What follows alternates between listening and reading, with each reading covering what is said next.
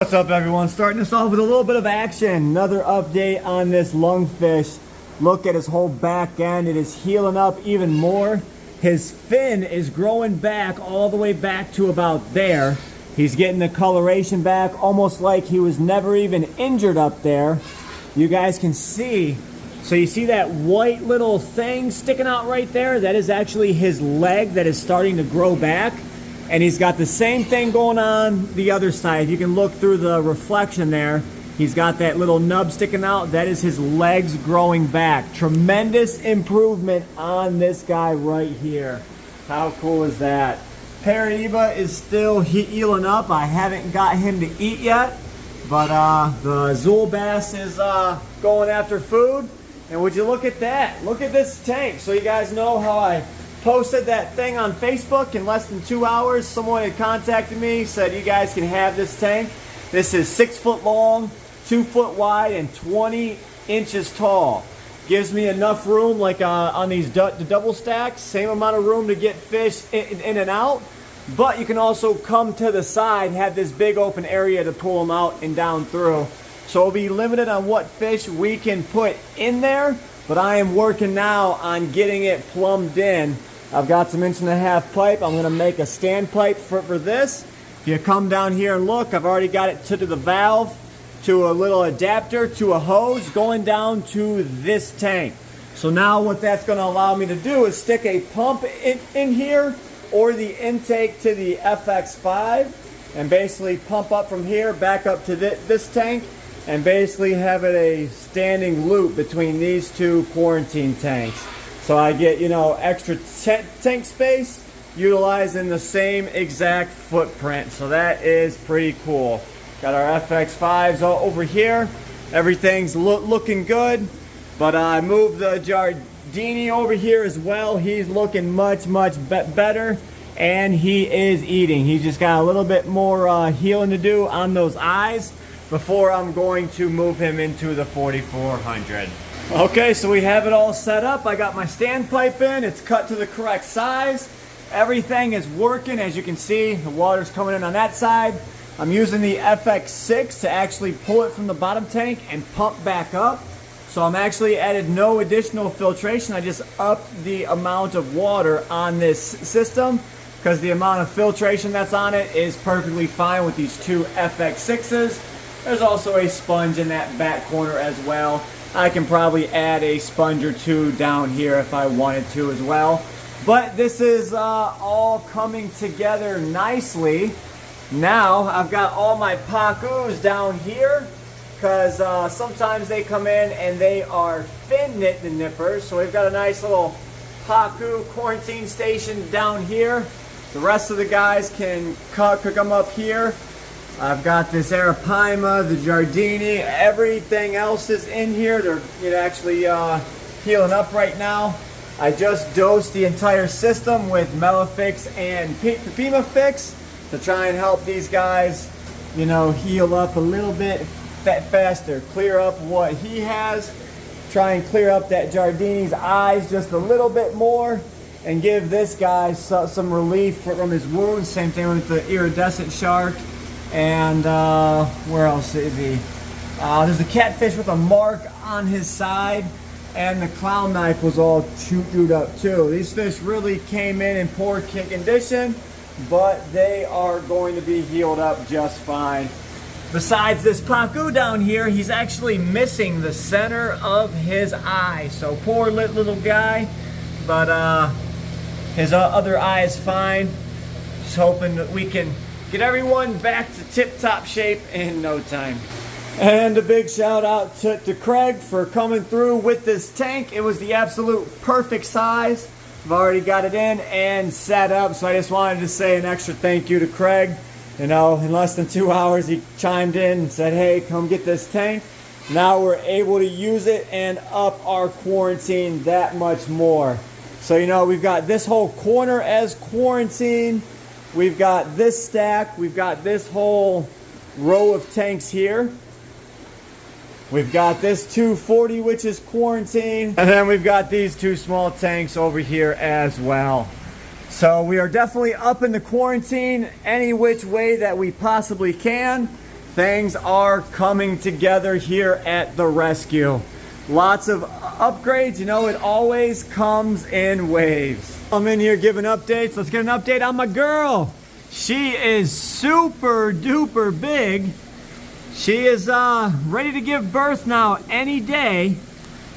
She still hasn't dropped him yet, but we shall any day now. We're probably about 3.5 weeks into her gestational period, which you know, it's right around the 30-day mark, plus or minus there. So every day we are checking, but they are moving a ton, and they just keep on growing. The longer that they are inside the mom, the bigger they will come out. I've had babies be born as small as 3 inches, and one even like 2.5 inches, and some as large as like 5-inch wide discs. So that is pretty crazy. You guys remember I added in some fish into the 3000 here. Let's see how they are all dwelling in here. The planiceps is getting much longer. He's thickening out, and man, is he a beast in this tank. The red tail hybrid, he's packing on some weight. Even this red tail's packing on the weight. You guys know how we treat our fish. They're all packing on the size. Even the small shovel nose. Look at that granulosis back there. Oh my goodness, he is a big boy. There goes that jelly cat underneath the log there. He kind of just hides out and chills on this right side all the time. Back there is that Wallago Leary. He is looking fantastic. Everyone seems to be getting along in here as well. I have no problems. We added in this albino or platinum giant gourami, as well as the smaller black Pacu there. But you guys know a bunch of these fish will be leaving soon. If you guys haven't seen it, check out Brian Barczyk's last videos, and he is building the aquarium tanks. They are being poured as we speak, so the tanks are going up. So it'll be just a little bit more time before some of these fish start moving out, and as tanks go up, I will be, you know, making trips, or he'll be making trips down to get tanks stocked, as other ones are still being built. So how cool is that? Little update on our guy Pumbaa. He is doing amazing in this globe. This is actually the perfect tank for him. Absolutely adore him. Down here we've got the pleco tank. We got the one albino Wells in there. Doing good. I'm actually seasoning a bunch of wood in this tank, and the plecos get to chew on it in the meantime. But everyone seems to be doing well. There goes the flower horn back there. He's doing phenomenal. I moved that high shine arrow into this tank. As you can see, he's just got a lot more of a shimmer than a normal arowana in here with the albino. This guy kind of had to put it to him the first day he was in, but did no damage to him, and now they are buddy. You never know what you're going to get when you mix an arowanas in a tank. We've got the Vitatus tigerfish growing out. Another albino Chinese Wells. Got the giraffe cat putting on some size over here. Look at him. And back there next to that wood, there's Lone Star. He was a donation from Lone Star Rare Exotic Fish Co. If you guys are ever in the market for some fish, go ahead and check out his website. And you guys can use the code OFR and get 10% off of your order. I'm curious to know if this wood is ready, so if I can take them pieces of stone off the bottom, because this one wanted to float. That was a crazy ordeal. You guys know we did the auction for the Dwight Howard tank. Well, a week went by. No answer from the first place winner. So it went from the first place to the second place. And now we are waiting to hear back from Mr. Max. Just hoping we can get that tank out of here soon and do something with that area. Brian's fish are all looking great, doing good.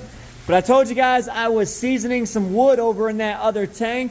Well, that is because I am rescaping this Frontosa tank. As you guys can see, the pack is kind of more dispersed, and you want that dispersion for the Frontosas to actually, you know, breed and whatnot. that little rock formation on the back wall does great, but it's just not enough. I just wanted to add more to it. So for the time being, I threw some more rocks in there and some driftwood that sunk. But once those are done, you know, getting the air bubbles out of them, I'm going to rescape this tank and make this a lot nicer through here. Let's get an update on the little cichlid tank. I added in a blue Texas in here. What else? I think that is it, but everyone seems to be getting along in here. This is actually turning into one of my favorite tanks as well. So you never know, you know, those turned out to be a bunch of rescues and turned into one of my favorite tanks here at the rescue. But everything is looking good. I've been kind of taking a step back because I've got one of my rental properties that I'm doing a full rehab on. So after work, I go to my rental, and then I come here, feed, do a little bit of videoing. So, you know, a couple of the tanks have fallen behind, and we really got to do some maintenance on them. So that's on the agenda for this weekend.